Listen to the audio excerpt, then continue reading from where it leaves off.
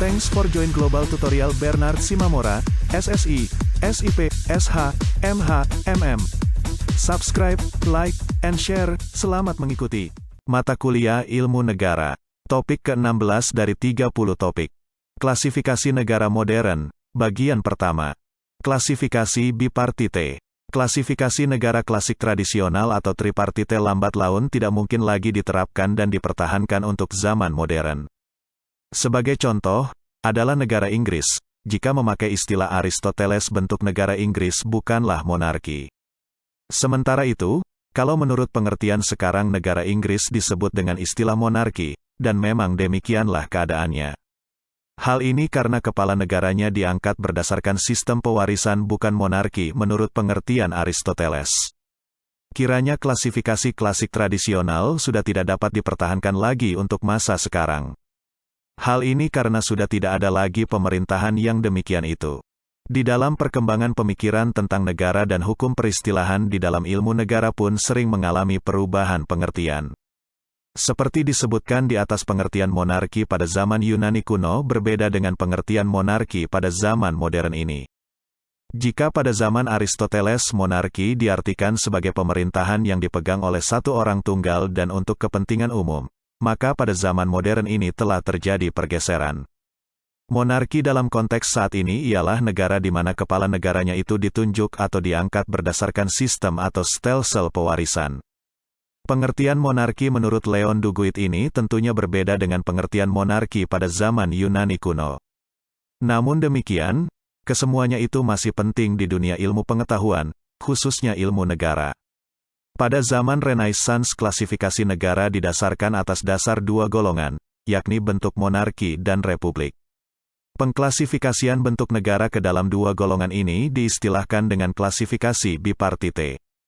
Sarjana yang pertama kali mengklasifikasikan bentuk negara ke dalam dua golongan adalah Niccolo Machiavelli. Melalui bukunya yang termasyhur Dua Prinsipe, Sang Raja, dikatakan olehnya bahwa bentuk negara jika tidak republik tentulah monarki, kerajaan. Dalam ajaran Niccolo Machiavelli tersebut istilah negara dipergunakan dalam pengertian genus, sedangkan istilah republik dan monarki dipergunakan dalam pengertian spesies. Dalam bukunya, Prinsipe itu, Machiavelli tidak menjelaskan lebih lanjut arti dari perbedaan kedua bentuk negara tersebut. Ia hanya menerangkan bahwa kerajaan itu adalah negara yang dipimpin oleh seorang kepala negara berdasarkan waris yang turun-temurun dan seyogyanya suatu kerajaan harus dipimpin.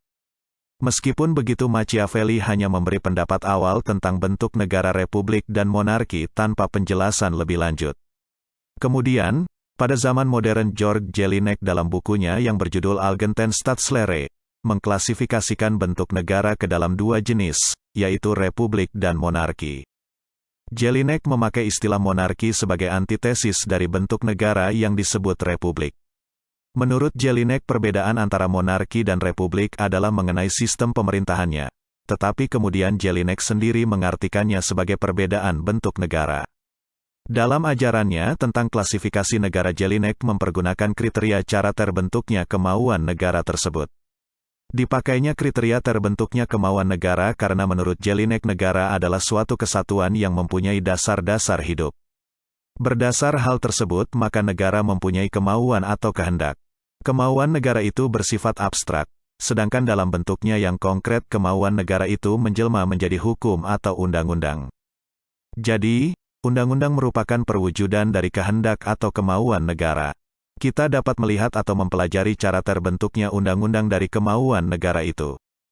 Dengan kata lain, cara terbentuknya undang-undang merupakan cara terbentuknya kemauan negara. Menurut Jelinek ada dua macam cara mengenai terbentuknya kemauan negara itu. 1. Kemauan negara itu terbentuk atau tersusun di dalam jiwa seseorang yang menggunakan wujud atau bentuk fisik. Hal tersebut berarti kemauan negara itu hanya ditentukan oleh satu orang tunggal, tiada orang atau badan lain yang dapat ikut campur dalam pembentukan kehendak negara itu.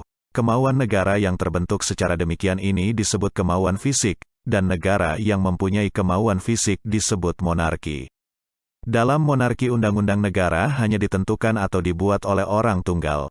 2. Kemauan negara itu terbentuk atau tersusun di dalam suatu dewan.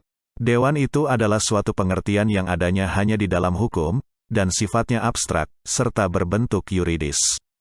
Memang sebenarnya anggota-anggota daripada dewan itu, yaitu orang, masing-masing adalah kenyataan dan berbentuk fisik, tetapi dewan itu merupakan kenyataan yuridis karena dewan itu merupakan sebuah konstruksi hukum. Adanya dewan merupakan akibat yang ditetapkan oleh peraturan hukum, di mana beberapa orang merupakan suatu kesatuan, dan dianggap sebagai suatu persoon.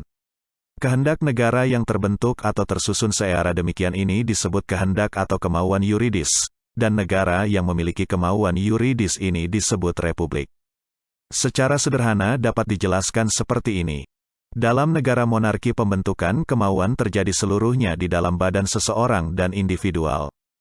Sehingga apabila undang-undangnya merupakan hasil karya satu orang saja maka bentuknya adalah monarki. Sementara itu, dalam hal republik, kemauan negara tercapai berdasarkan kejadian yuridis menurut tindakan-tindakan kemauan banyak orang yang biasanya berbentuk dewan.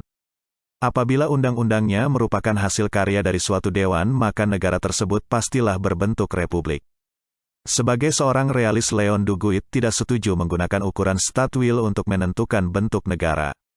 Leon Duguid dalam bukunya Traité de droit constitutionnel jilid 2 menyatakan bahwa untuk membedakan apakah negara berbentuk republik atau kerajaan didasarkan pada cara penunjukan atau pengangkatan kepala negaranya. Seperti ditandaskan dalam bukunya tersebut, monarki adalah bentuk pemerintahan yang kepala negaranya turun-temurun. Republik ialah apabila tidak terdapat kepala negara atau di mana kepala negaranya tidak berganti turun-temurun. Dari penjelasan tersebut dapat disimpulkan bahwa yang dimaksud dengan bentuk negara monarki apabila kepala negara ditunjuk atau diangkat oleh tatanan penggantian secara keturunan, sistem pewarisan, yang telah ditetapkan. Sementara itu, apabila kepala negaranya itu ditunjuk atau diangkat tidak berdasarkan sistem pewarisan, misalnya dengan cara pemilihan, perampasan, dan lain-lain maka disebut dengan istilah republik. Bentuk pemerintahan republik menurut Leon Duguid dibedakan lagi atas 1. Republik dengan pemerintahan rakyat langsung, referendum inisiatif rakyat. 2.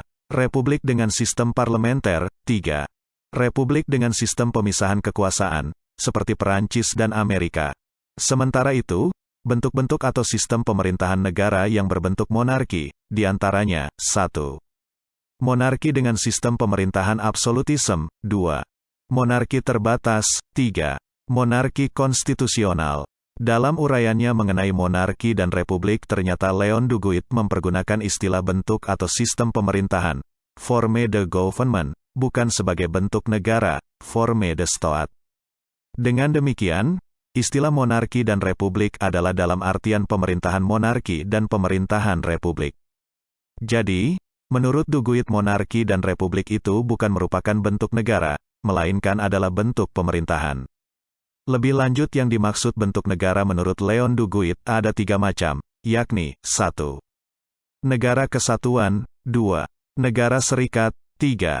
Perserikatan bangsa-bangsa. Di samping penjenisan negara dalam 2 bentuk yaitu republik dan monarki seperti yang diajukan oleh George Jelinek dan Leon Duguid di atas, pengklasifikasian negara datang dari Otto Kulranter. Pada dasarnya Otto sepakat dan sepaham dengan Duguid tentang pengklasifikasian negara dalam bentuk monarki dan republik. Otto Kulranter mengklasifikasikan bentuk negara berdasarkan penunjukan kepala negara. Disebut monarki apabila suatu negara diperintah oleh suatu dinasti. Dalam arti kepala negaranya ditunjuk atau diangkat atas dasar keturunan, sistem pewarisan.